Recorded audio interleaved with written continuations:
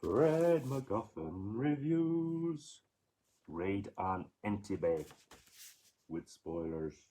Spoiler warning, spoiler warning. This is a TV movie from 1976 and it's directed by Irvin Kershner. It also stars Peter Finch, Charles Bronson, Yaphet Kotto, and John Saxon.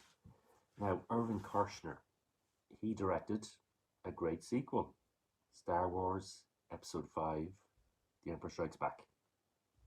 Yes, he did. I'd say under the strict guidance of George Lucas, without a doubt.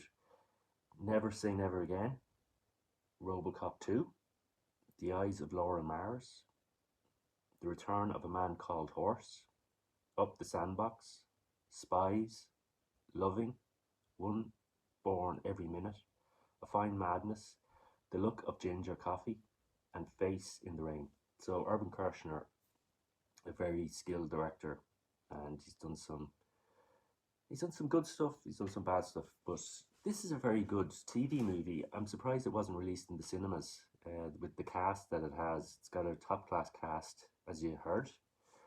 Peter Finch, he plays Yitzhak Rabin, the Prime Minister of Israel, and he has to deal with this hijacking that has happened. The plane was going from Israel to France, to Paris, via Athens, and it was hijacked by Palestinian terrorists. Based on a true story, and yeah, he has to deal with that, the political fallout, the personal fallout to the families. So yeah, you're seeing that side of the hijacking. First of all, we go through the hijacking on the plane. The plane gets diverted to Libya and then to Uganda, where President Idi Amin Jr., played by Yaphet Kotto, he takes the terrorists under his wing and lets the plane land in his country. So that's where it all happens. That's where the raid happens in Entebbe. So you have an action movie here, you have drama, and it's historical. So you're getting a good bang for your buck here. It's 2.5 hours long also. Now, Peter Finch, he was also in a great movie called Network, Sunday Bloody Sunday, The Trials of Oscar Wilde, A Town Like Alice, The Flight of the Phoenix, and First Men in the Moon. So, Peter Finch, great in this. Charles Bronson, he plays Brigadier General Dan Sharon, and yeah, action legend Charles Bronson. You've got him in this as well. You may have seen him in Death Wish 1, 2, 3, and 4, 5, Magnificent Seven, The Great Escape, Once Upon a Time in the West, The White Buffalo, Breakheart Pass, The Mechanic, The Dirty Dozen, Master of the World, and many more great movies. Yeah, Charles Bronson, he's done a lot of great stuff. So yeah, he's here. He's playing our general of the commandos. He's preparing the strike force if that's what the politicians decide to do. And yeah, so you have that part of it too, just the build up and the planning of the raid on the airport where the hostages are being kept. Now, first of all, you have a mixture of hostages, mixture of nationalities, and then the terrorists decide to let some go that aren't from Israel. So we're seeing the wheeling and dealing there, and they're left with 100 Israeli prisoners that the Palestinians want to hold hostage in return for their comrades in arms being released from prisons in Israel. Yeah, Palestinian terrorists that have been captured and are in prison, they want them released in return for the release of the Israeli prisoners.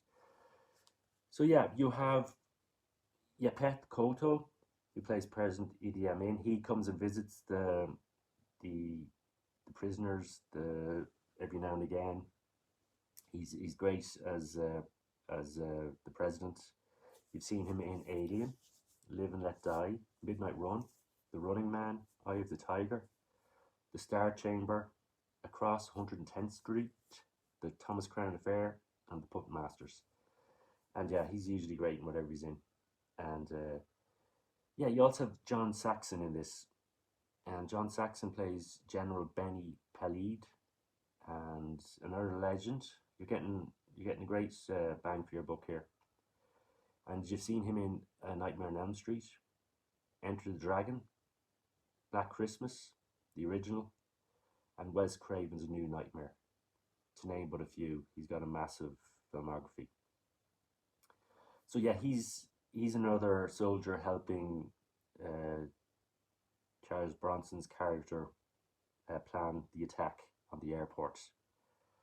And we also have one of the hostages is played by Martin Balsam, and he plays Daniel Cooper. And we're seeing how the hostages are dealing with all this, and inside he's one of the sort of main spokespersons for the hostages. Now you've seen him in All the President's Men, 12 Angry Men, Psycho, 1,000 Clowns, The Delta Force, Death Wish 3, Little Big Man, Tora, Catch 22, and Cape Fear. And he was in the original Cape Fear and the remake. So yeah, but he's got a huge filmography as well.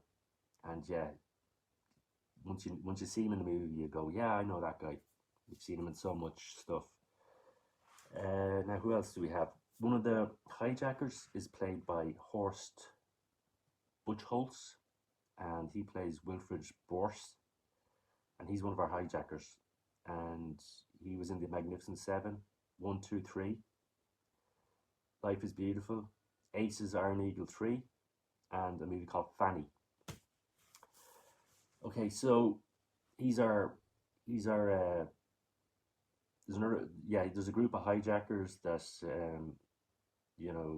he's our sort of lead villain in this. We also have another notable actor, Jack Warden. We've seen him. He plays General Mordecai Gurr. He was in 12 Angry Men, Being There, While You Were Sleeping, and Justice for All. And he plays yet another planner of the attack on the terrorists. Sylvia Sidney is another recognizable face. She plays Dora Block, one of the people kidnapped or hijacked. Now, you've seen her in Beetlejuice, Mars Attacks, and Fury. Another person we have, Robert Loggia. He's another person in the army, in the Israeli army, planning the attack. You've seen him in Big, Independence Day, Lost Highway, and Scarface. James Woods, he's also in this. Videodrome, The Virgin Suicides, Hercules, John Carpenter's Vampires, Nixon, Casino, Salvador. What else? Yeah, he's been in some great stuff, James Woods. So yeah, this is what you're getting in this. This is a TV movie, never released in cinema. And you have Stephen Mott. He was in The Monster Squad, Graveyard Shift. And yeah, so you're getting a wealth of talent in this. It's unbelievable. The build-up is great. You're seeing behind the scenes to just the families of the hijacked victims, wanting to get them released. You're seeing the tension of the all the political people worried about what's going to happen if it goes wrong. The tension builds up for two and a half hours till you get to the actual raid. And yeah, once the raid happens, it's great. It's nerve-wracking. It's all the things you want from something like this. Yeah, Paul Greengrass would be very, very proud of this movie. It sort of reminds me of his style. And yeah, what else can I say? The raid, once you get there, is great.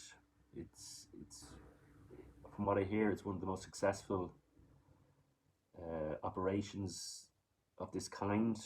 There was very low casualties.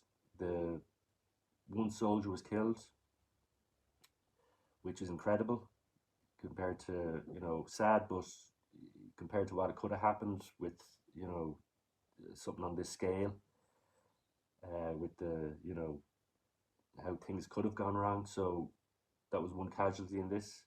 And yeah, so yeah, a movie I've never heard of. It was on TV. I watched this on Talking Pictures. So, or no, it wasn't Talking Pictures. It was a Paramount Action. It was an action channel for Paramount, and yeah, never seen this on any other channel. I don't know how hard it is to get on DVD or Blu-ray, but yeah, you should check it out if you like Charles Bronson, Irvin Kershner, director, and you want to see a bit of history, a bit of something that's based on a true story. Sometimes, yeah, sometimes you enjoy stories like that more than just something that's fiction. For me, I'd give this a 3 out of 5. It's very close to a 4 for me. I think it might have been stretched too long with the political wrangling and that side of it. I would have preferred if it's been shorter and then gone into the raid, but I suppose that build up helps you, builds up the tension, and that all helps with the excitement of the ending scenes of the, trying to release the prisoners, getting to know, when you get to know the prisoners, you're rooting for the good guys, and yeah, it all build that tension is what you need at the end of this, and it does build it up, so you're really rooting for the good guys to do their thing. And yeah, it's a bit of history I never knew about, so yeah, The Raid on Entebbe. Check it out if you can find it, and enjoyable.